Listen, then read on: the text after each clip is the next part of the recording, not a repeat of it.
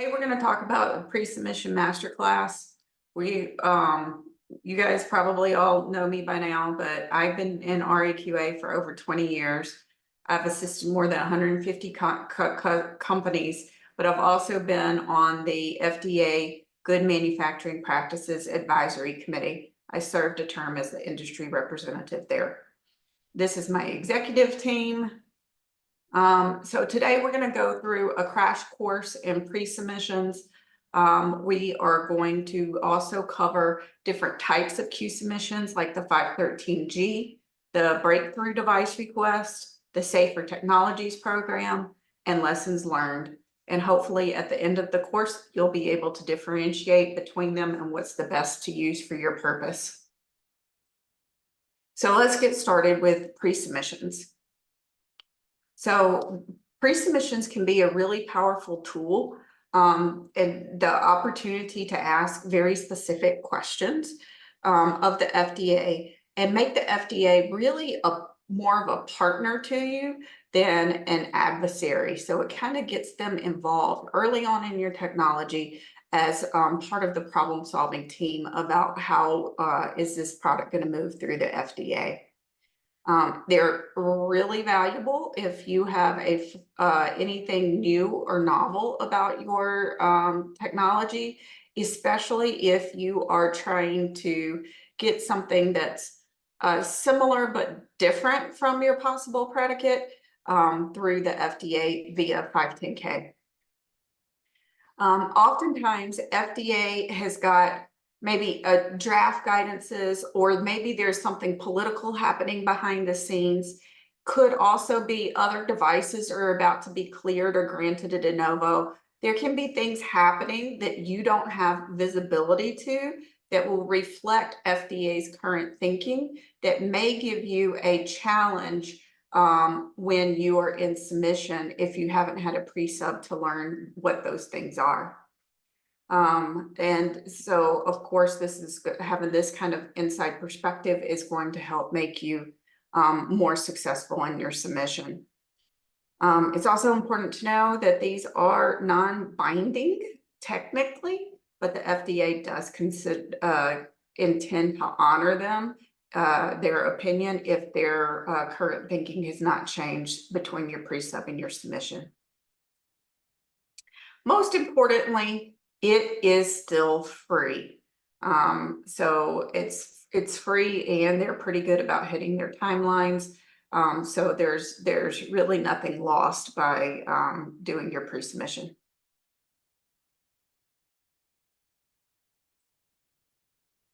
So we talked about this.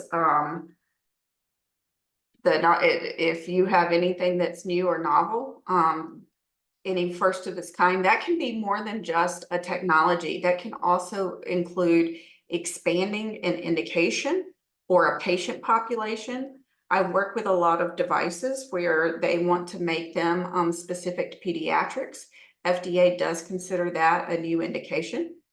And then while they are non-binding, you have to, the FDA will remember them. And so if you make changes between the time you do your pre-submission and the time that you go into your submission, you still need to address those questions in the pre-submission, even if they're not relevant anymore because of the changes you made to your product or indication. You need to say that and address them directly, or the FDA will ask you. So this is an opportunity to build your story and a true story to the FDA and inform them and help formulate their position in their review. So this is, again, an opportunity to tell a story around your product. So creative writing is a very critical task to the pre-submission. You need to focus on 3 to 4 critical topics in a single pre-sub. Now, even though these might be only 3 to 4 questions, they could be multi-part questions associated with a single or specific topic. You need to be straightforward. Your Your questions don't need to be open-ended. They need to almost make a statement and then ask for FDA's concurrence. And don't include everything under the sun in your submission as far as the context or background, but make sure that you balance that to where the FDA isn't overwhelmed with data or information, but they've got enough information to thoroughly understand the questions you asked. Let's go ahead and do poll number 1, we may. Sure. Can everybody see that? Can you see it, Michelle? Yeah? Yes. Okay, good. So the question is, are you planning to do an FDA pre-submission in the next 12 months, including pre-submission 513G breakthrough or safer tech program? Yes, no, or uncertain. So you can keep going if you want. We're just going to let this run for a little bit. Okay. So common topics for pre-submission include asking specific questions about your regulatory strategy. Again, particularly if you have anything new or novel or different from your predicate. The regulatory pathway, if your device doesn't fully fall in, you're not sure if it fully falls in a particular maybe product code or how the FDA would feel about your predicate strategy compared to a de novo. It is also very helpful to get buy-in from the FDA if they agree that you're significant risk or non-significant risk in your overall clinical strategy. And then also to ask specific questions about your plan performance testing, about both the plan and then in the future, the protocols. And then again, this is a way for FDA to get familiar with your technology. So just that background in your technology will help FDA advance your submission more efficiently through the agency. So it looks like over half of the attendees are planning on doing a submission this year. That's great news. So I'm going to close the thingy. Let me know when it goes away. Yep. So I mentioned that pre-submissions can be, a little bit of creative writing. Again, you're telling a true story, but the way you phrase your questions is really critical to your success. So you need to focus your efforts on issues that are most relevant to moving your project forward for the phase that it's at. You need to ask clear and objective questions. And this is important because I see a lot of people that are in love with their own science and technology, and you don't need to be making assumptions that FDA is going to think the same things as you do about your product or your technology and its needs in the marketplace. You need sufficient background and information and supporting documents, and avoid the extraneous information that can be counterproductive. And because it's easy to maybe distract the FDA if you inundate them with information. And then your questions need to guide FDA to a desired outcome. So it all comes down to the power of phrasing. And there are ways that are most productive to ask questions. For example, if you include protocols and ask questions on strategy. An example of this would be, does FDA agree that the non-clinical test strategy is sufficient to demonstrate performance evaluation for the proposed device?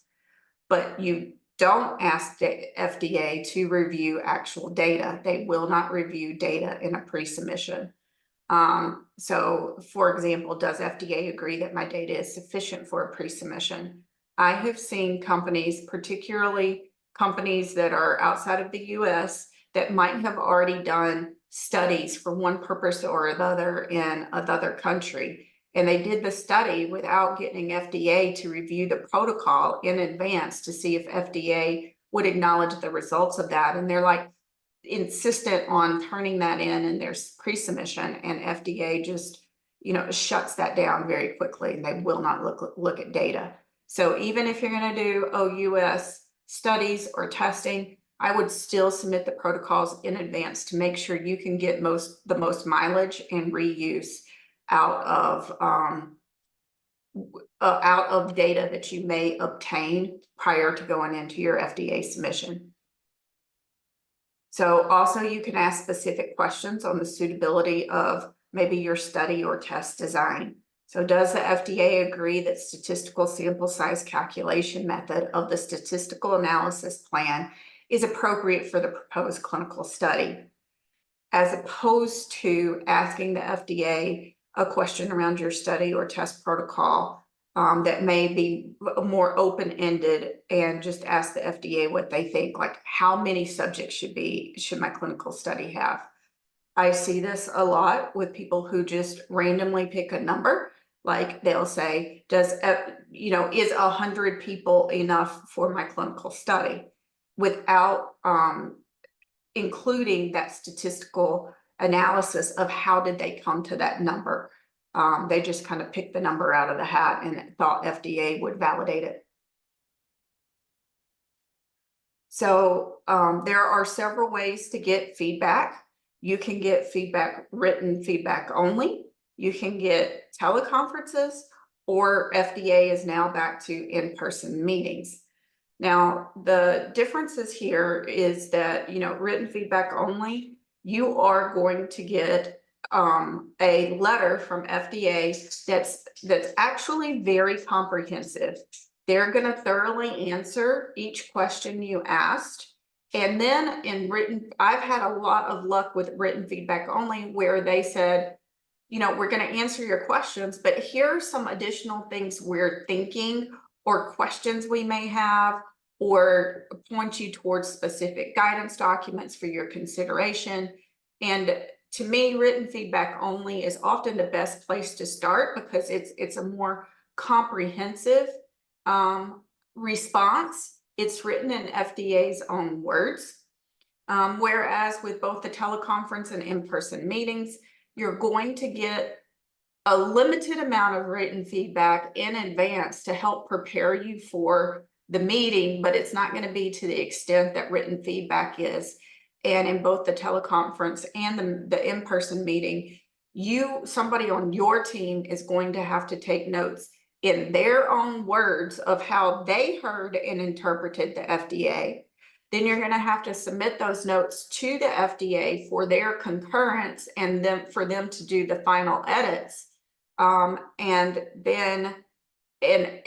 see all the time that people that are taking notes and then submitting minutes, the FDA says, oh, that's not what we said, or that's not what we meant, and will make corrections. So at least for that first round of interaction with the FDA, it can often be helpful to ask that written feedback, because for all three of these, you've got an opportunity to ask clarification questions after you've had the initial feedback or meeting. So an example of, there was one where I had written feedback only. It had pretty extensive feedback in the written feedback only, but we could tell that the FDA had misunderstood an aspect of the technology. So I just submitted an informal email to the reviewer, and I said, hey, we want to clarify these points. Does that change your written feedback? And I got a response in email through an informal discussion that was as comprehensive as my written feedback only. So just know that there are all those kind of dynamics in play around why you pick what type. So another advantage of having a teleconference or a meeting is, or at least an in-person meeting, is that you've got the advantage of seeing the body language of the FDA, which can kind of help maybe read how they're positioning.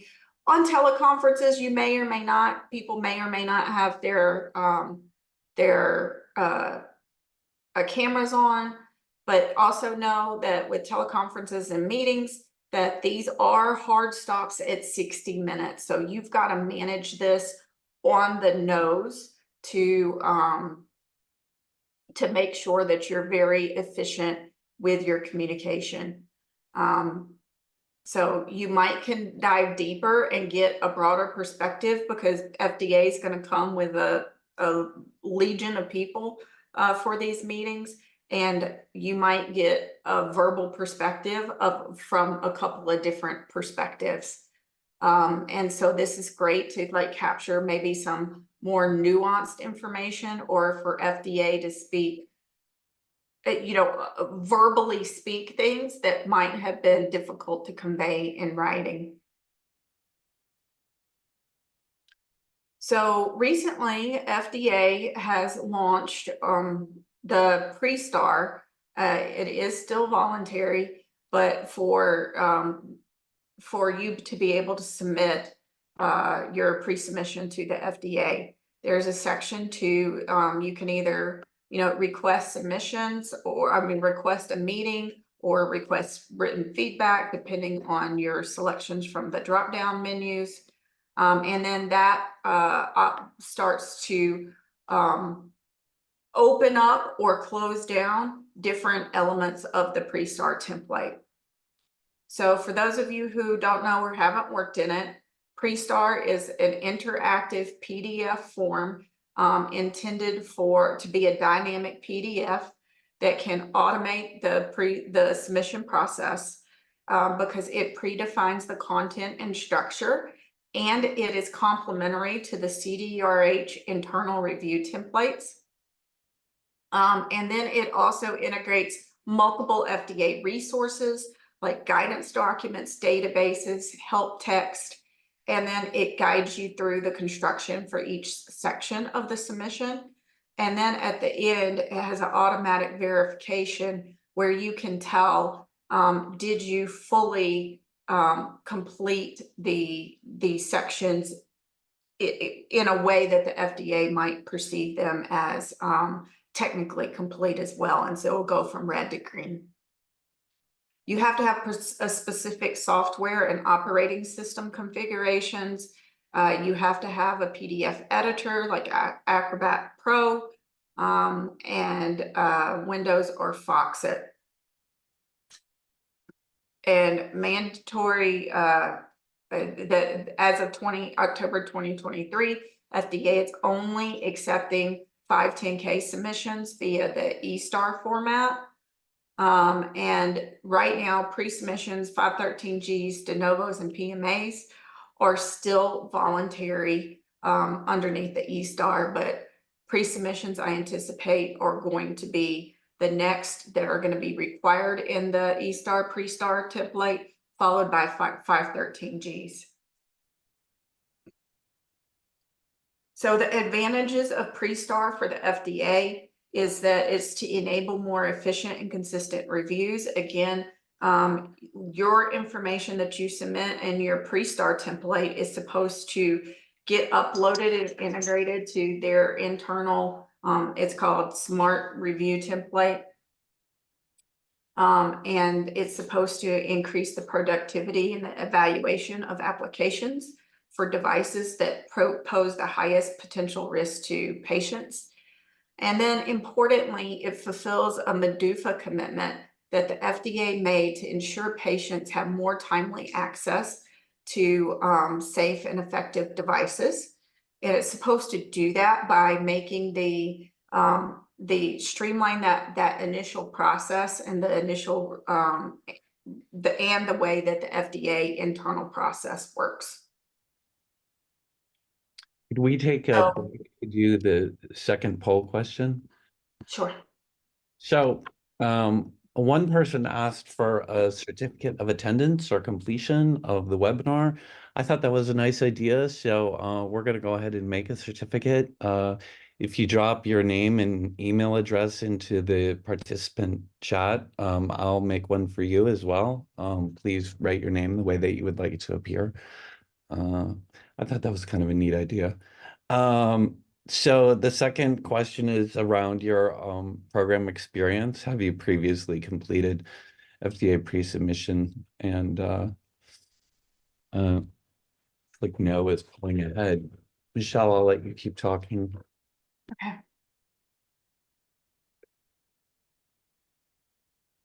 So again, the PreSTAR template aligns with FDA internal review templates.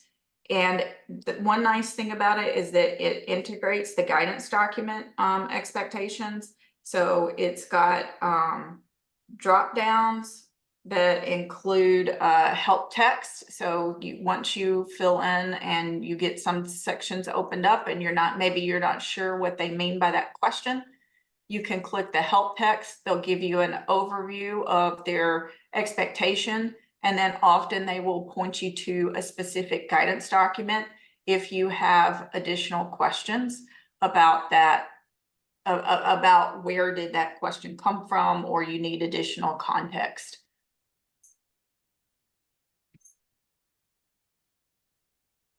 Okay, it looks like close to 60% have not done a pre-submission before, so that's great. We're getting a lot of background context here, and then we're going to go into some more specific examples. So hopefully this will all be helpful. Another helpful thing is that the PreSTAR has error messages that pop up if the responses don't make sense. So maybe you answered a question earlier on that you didn't have software, but then later on you talk about wireless technology. And so it says, like, maybe you indicated that your system had wireless technology, but you didn't indicate it has software. So these things are a disconnect to the FDA within this template. So it kind of really helps pre-screen for the FDA that the submission is complete, which is why they don't have the refuse to accept process anymore, though they do have a technical documentation review. So once you select early on in the template, you have to tell it what topics that you want to ask questions about. And you can notice that they have said select up to a maximum of 4 topics, which I think is interesting, because in that pre-submission guidance document, or the Q-sub guidance document rather, that discusses pre-submissions, they do recommend like a handful, these 3 to 4 questions.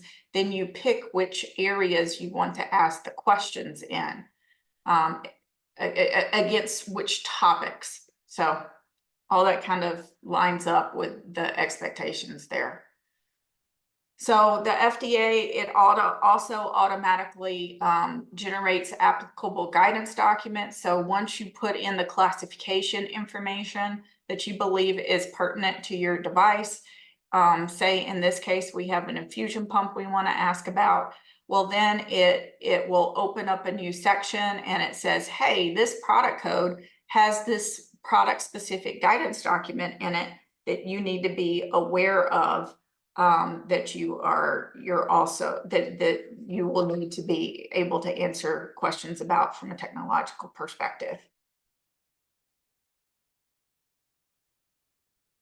So you select your application type. Again, you can request the written feedback or the meeting initially based off of that first drop down.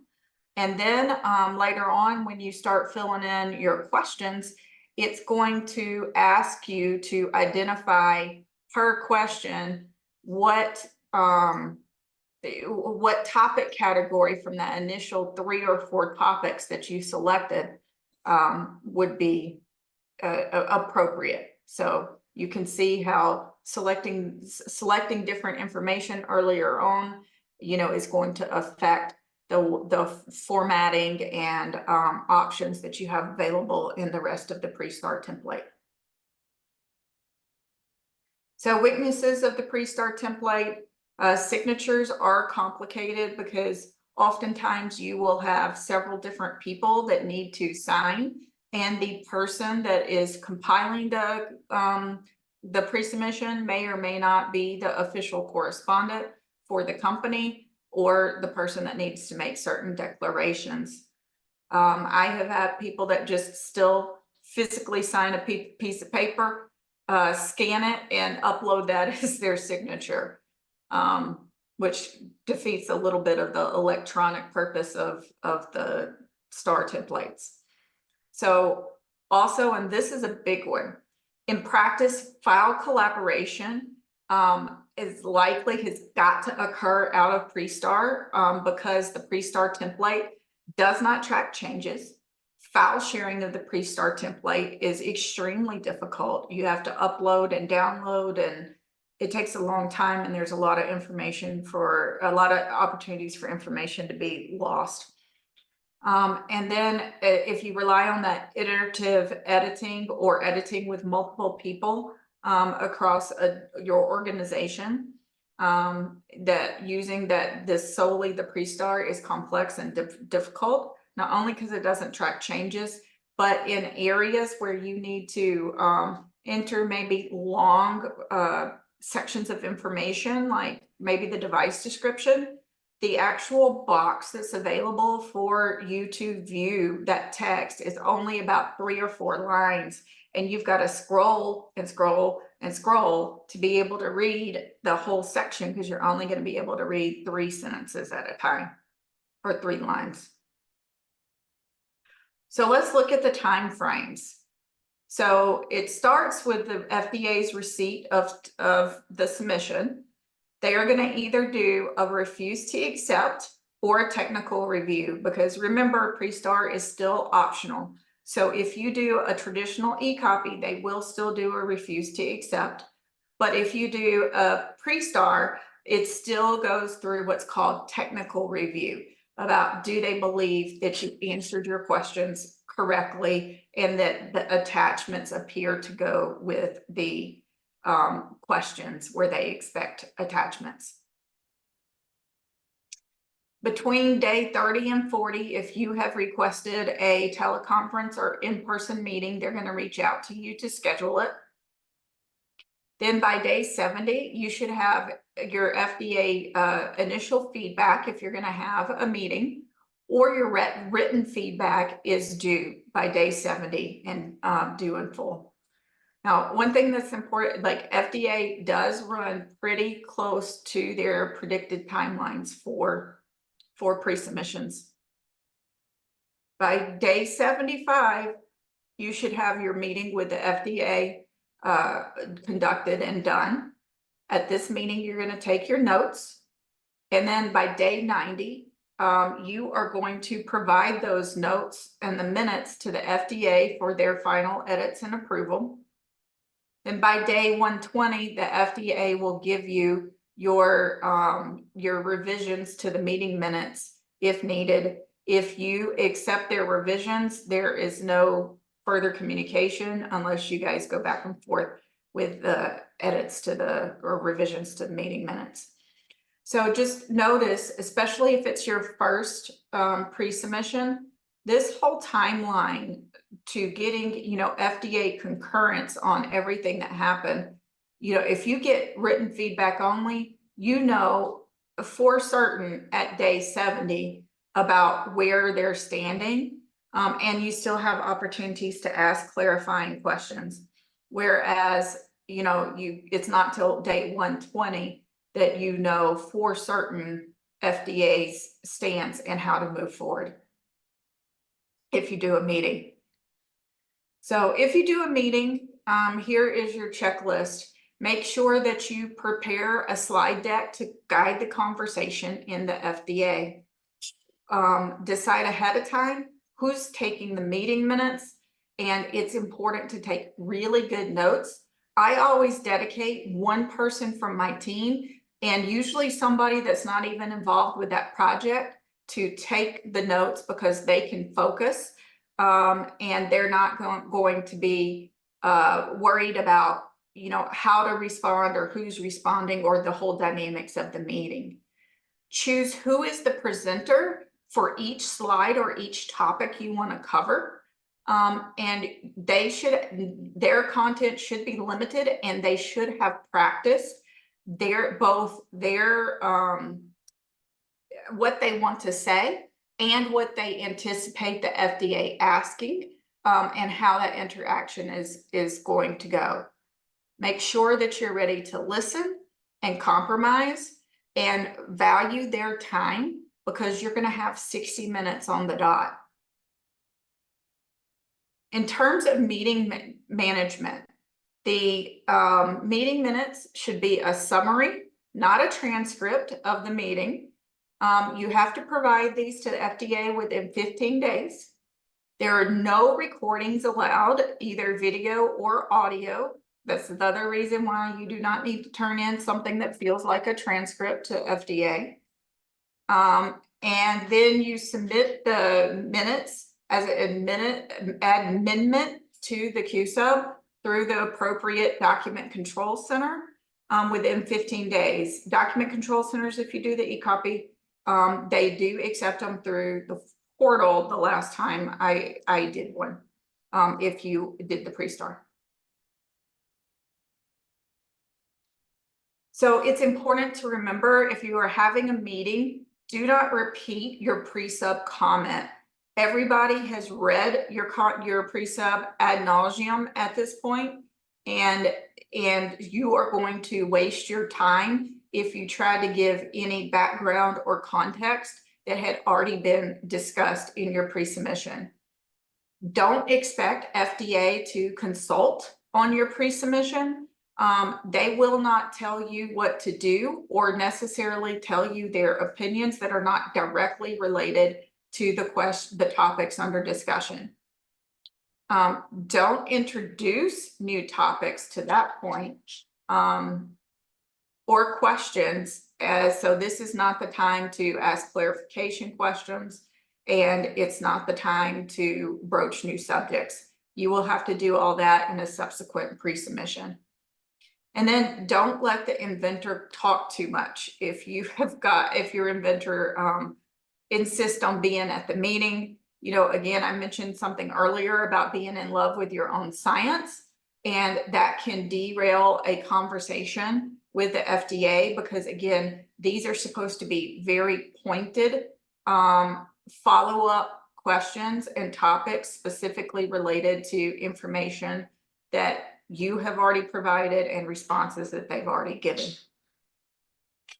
There's a poll question showing on the screen or not? No. No, I messed that one up. Okay. Would you like to redo it now? I'm gonna try. Sorry. No problem. Yeah, it won't launch. Okay. Well, that's weird. Try just troubleshooting, and then I'll just keep going here. Yeah, sorry to interrupt. No problem. So the FDA never forgets. So don't try to hide or ignore any previous pre-submissions with the FDA, and don't try to resubmit obviously old data, because they don't look at data, but maybe old protocols or old ideas or questions. Because, and the reason this is important, I have gotten, there we go, there's the next poll question.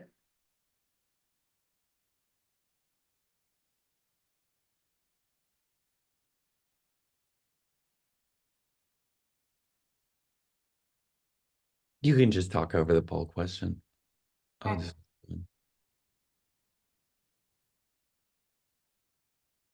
So I have gotten customers that were new to me, but they had been in business, one of those famous, 10, 15-year-old startup situations. And I found out during the data and document dump that they gave me that they had not one, not two, but 3 pre-submissions with the FDA over those course of years before they hired me. They did not mention this when they hired me or in our initial kickoff meetings. And then when I found these pre-submissions, I'm like, what's going on here, guys? And they're like, well, we didn't think that they were relevant anymore because we have made changes to the product, to the technology, to the intended use. So we don't feel like we need to address those anymore. Okay. Looks like there are a lot of people who are new to this process, new or early on in their experiences. So So we did the best we could, kind of, picking this up midstream and trying to move it forward based off of, the constraints given by the client.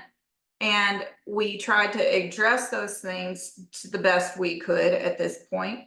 But the FDA knew about every one of those 3 pre-submissions along the way and blew the dust off of them, pulled them back out, and asked them about every question that the client told me was now irrelevant, because they expected that the client had addressed their previous feedback. And if they feel like it was irrelevant, why it was irrelevant.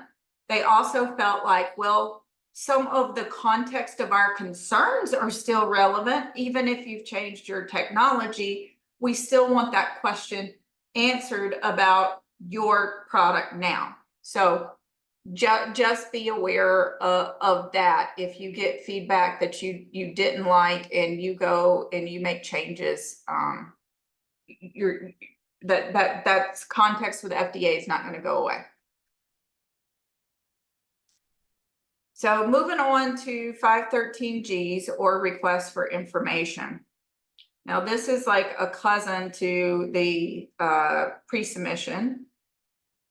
513G's functionality was added just recently to the PreSTAR template. And in March of this year, it is still voluntary. In this case, you will select request for feedback or information, so the RFI, and then you can request the type of submission, or the type of submission that you're looking for. So when to do a RFI or a 513G? Well, you would typically do it when it's difficult to find an exact predicate and you don't feel like you have a good argument for a predicate device, but or you don't feel like you clearly fit in with an existing product code or FDA regulation. So in that case, it might be appropriate to do this request for information, because that's the pathway where FDA does more specific designation requests. And so there are 2 mechanisms depending on what you're looking for. Option 1 is kind of quick and informal. You send an email with some specific but abbreviated information to device determination at fda.hhs.gov. Option 2 is to submit a formal 513G request that is a much more specified content, different level and detail of the content. This does have a fee. It is $62.50 for normal businesses and $32.64 for small businesses for this fiscal year. Now, option 1, while it might sound intriguing, just be prepared that the information you get out of this may or may not be of any type of level of detail or decision to be helpful. And at the end of it, they may just say, hey, submit a 513G if you really want to know. So types of questions that could be appropriate to ask is the product subject to FDA regulations at all? In this case, it might be, is it a device or not a device? Is it general wellness? Looking for some kind of formal determination around that. What is the appropriate regulatory pathway? Is the product exempt for 510K? You would ask this question in the event, like say, maybe you had something that the product code that exists for it is class 1 510K exempt, but maybe you have different technological features, or you added software or something of that nature, or an indication, and that might have taken you out of what FDA intended for the exemptions around that product. Is the product subject to FDA regulations at all? So what is the appropriate, So an example of a question that we have asked in 513G is, does the FDA concur that marketing the device only under this specific product code is appropriate with a proposed revised intended use statement, along with other revisions indicated above, without further submission to the FDA. The FDA does not concur. Could the agency please explain? So here we make a little, we pose the questions with some context and a little bit more of a statement, and then do you concur? If the FDA does not concur, what type of 510K and which product code would be needed to submit to meet the requirements? 513Gs are also perfect for combination products, where you might have a drug and device, device and biologic, or the trifecta, drug, device, and a biologic. And in this case, this is going to end up, kind of through the OCP for them to determine who's going to be the lead reviewer for these types of products. The lead reviewer is going to depend on the primary mode of action, which is the primary way that the product accomplishes its therapeutic action. So it's possible for a product to include a drug, but the primary mode of action for the product is a device, as opposed to the therapeutic action of the drug. So that's when 513Gs could also be appropriate. So in their timeline, the FDA's clock days are 60 calendar days.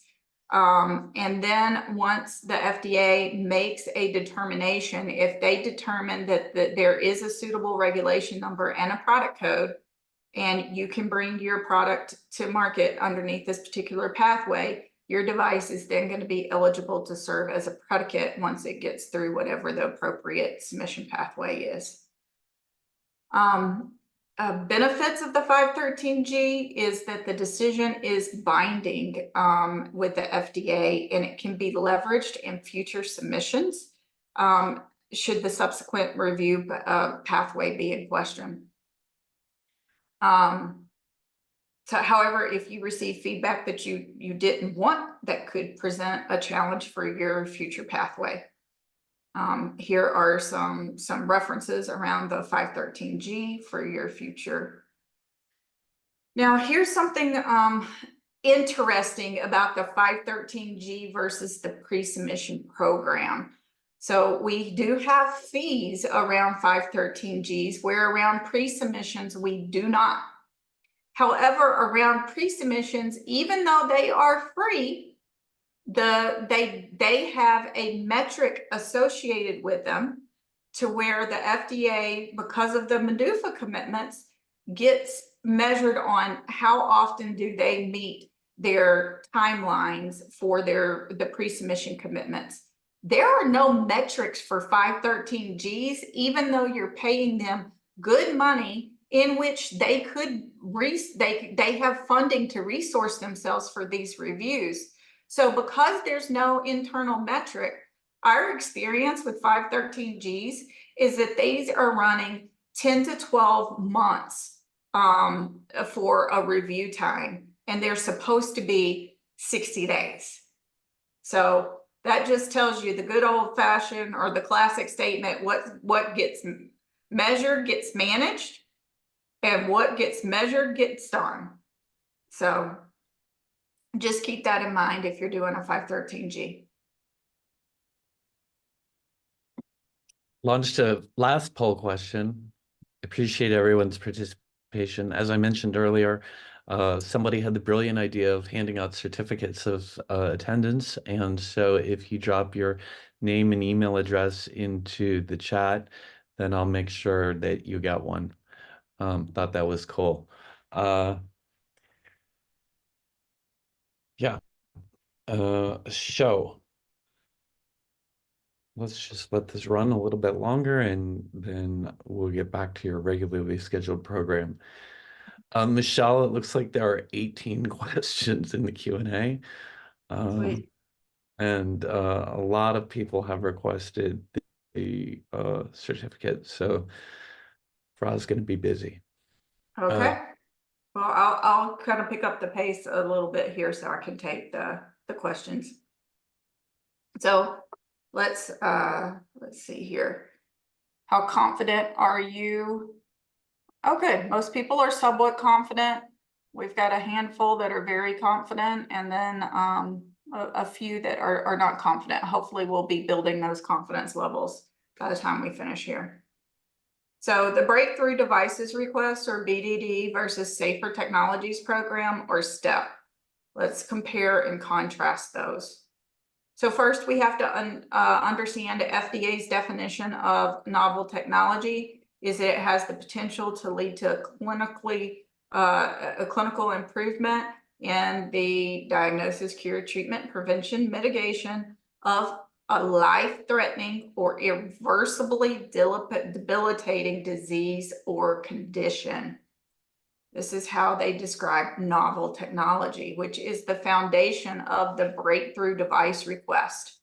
The breakthrough device is designed to streamline the market clearance and approval process for novel medical devices, as per that definition we just talked about. It is a two-step process. The process got started in 2015, and the program is gaining popularity and maturing over the years. And you can see that when it initially, this is the number of breakthrough devices granted when it initially got kicked off, was a very slow start. And then COVID, it kind of shot up, and then it's kind of mellowing back out post-COVID.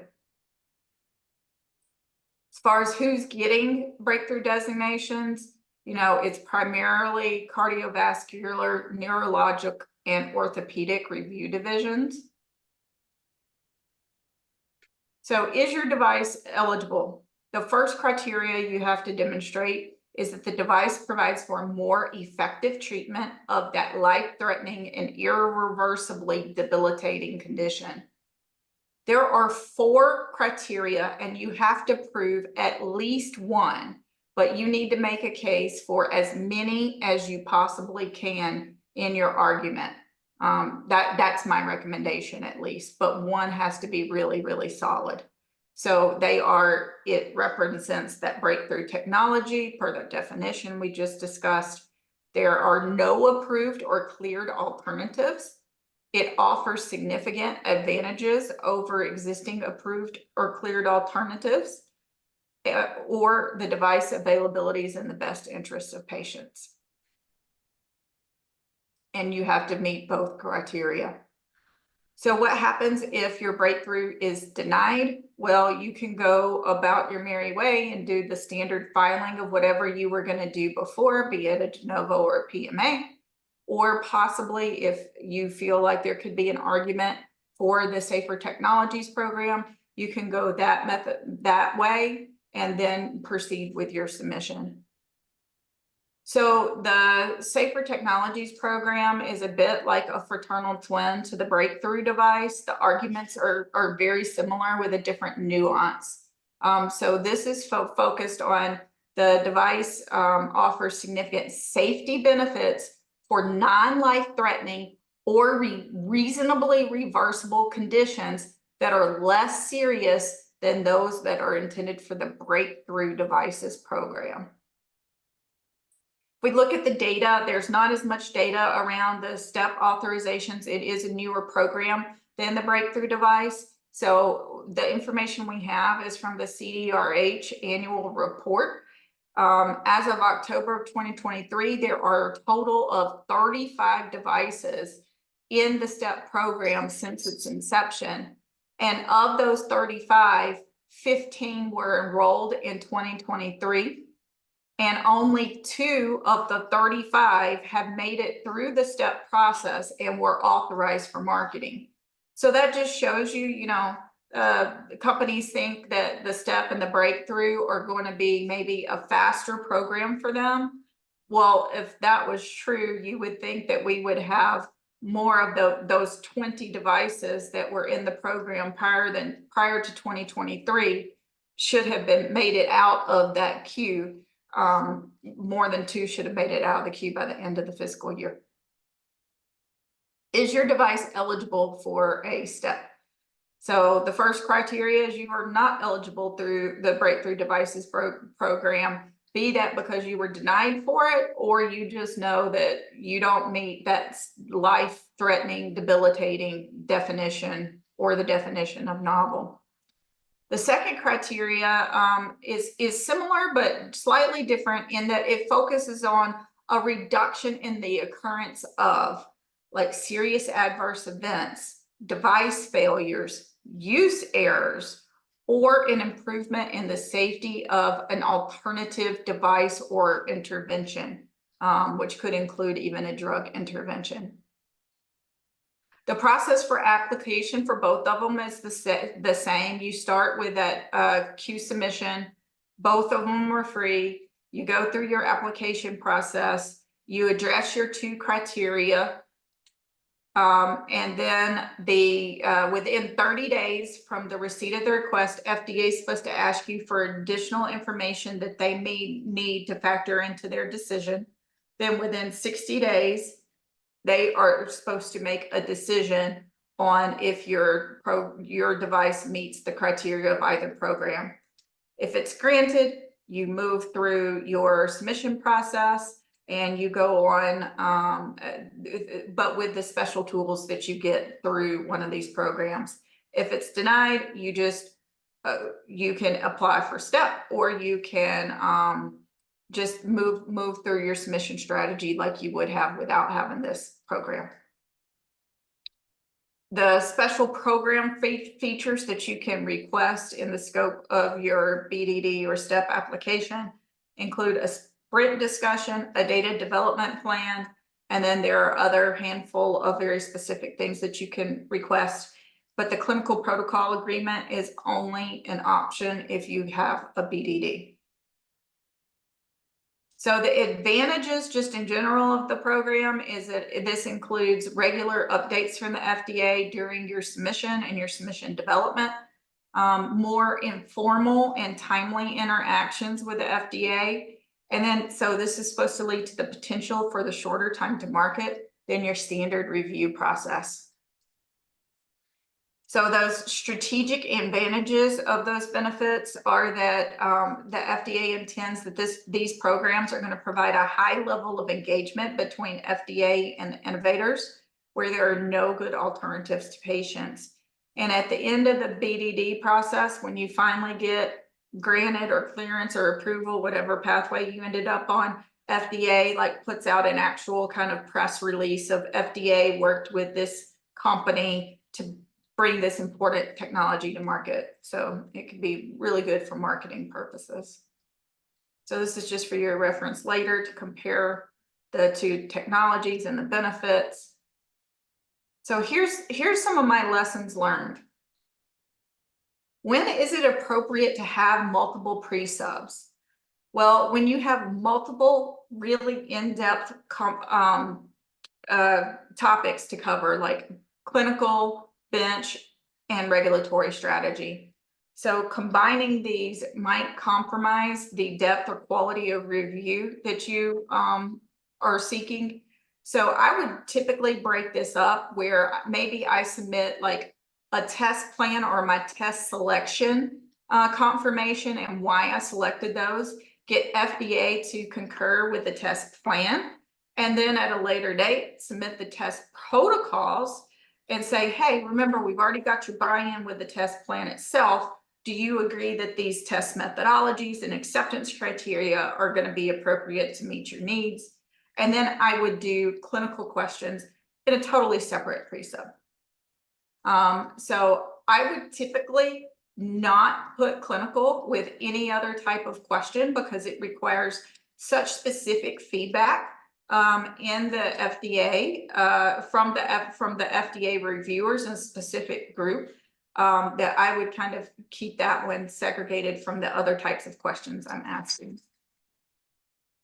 This is really important to know. There is an FDA guidance document on Q subs, and in it, Appendix 2 talks about example pre-sub questions, and it tells you how to specifically, like, these are concepts that are going to lead to the most valuable feedback from the agency. So it gives you kind of a structure of how to structure your pre-sub It also has very specific questions, and by reading the question in a huge number of topics that are just ideas of questions that you could ask that would lead to a profitable discussion with the FDA.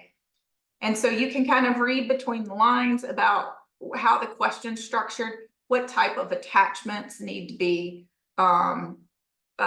included for appropriate discussion with the FDA. So just again, more examples of questions here. This guidance document is being revised. It is in draft as of March of this year. One of the more interesting new sections in it is that there's a clarification on informal interactions that could occur outside the Q submission program. And some of these examples are fascinating. They even have questions. I don't know why you would ask this question. That is their example in there of things that you could ask the FDA in just an email or a one-off type of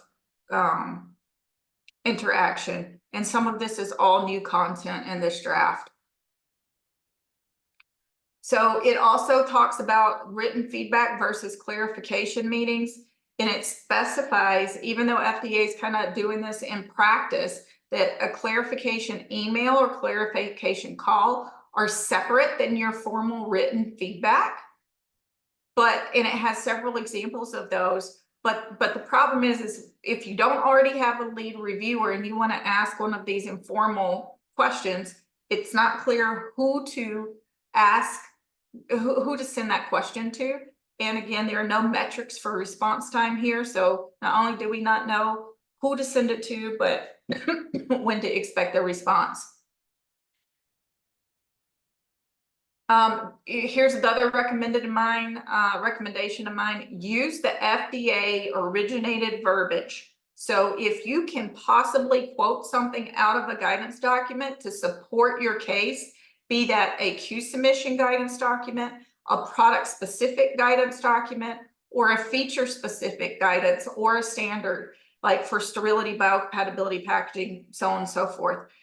Do that. The FDA specifically told me in a review, we really need you to use our own words so we know how you meet our requirements. Here's an example where, and this is a difference where we had written feedback and then we were able to have a subsequent clarification meeting where the reviewers actually showed up, not just an email. In the written feedback, we got kind of a odd response that said silicone was carcinogenic and all these things, and that we recommend that you just justify this material with biocompatibility testing. And so it's like, okay, we already proposed biocompatibility testing. What else do you want? And it turned out that the reviewer who gave this question was an anesthesiologist, practicing anesthesiologist, not the biocompatibility or toxicologist expert on the team. And in the meeting, the actual FDA reviewer was like, yeah, we understand but yes, the way the testing you proposed is appropriate to mitigate that concern. And the FDA said, we understand and we don't have any further clinical concerns specifically about that statement from that reviewer, that clinical reviewer. This is another interesting one where I ran up against, two different things about this one. First, the FDA said, well, we disagree with your choice of the predicate because internally we have information that's not publicly available so that you would not know that we don't think that that's an appropriate predicate. Well, what are we supposed to do for a substantial equivalence argument when we're bound to the information that's publicly available? The other feedback that we got on this particular one is that the feedback came from a particular group of clinical doctors that only practiced in women's anatomy. And this product was specific to men's anatomy. And the clinical experts we had on our side were all for men's anatomy. And they're like, well, the FDA people said, well, we learned about men's anatomy in school. Doesn't matter that we hadn't practiced in it. So just be aware that there could be these challenges of your review team if you get some squirrely feedback. Multi-office interactions can be challenging, especially if FDA is going through a lot right now between, what are they going to do with the IVD division versus the device division. And we've seen them kind of duke it out within a pre-submission discussion where we were like kind of flies on the wall watching it all go down. This is important. I have gotten a lot of feedback lately when I've done pre-submissions that we really think this would have been more appropriate to ask in a 513G instead of a pre-submission.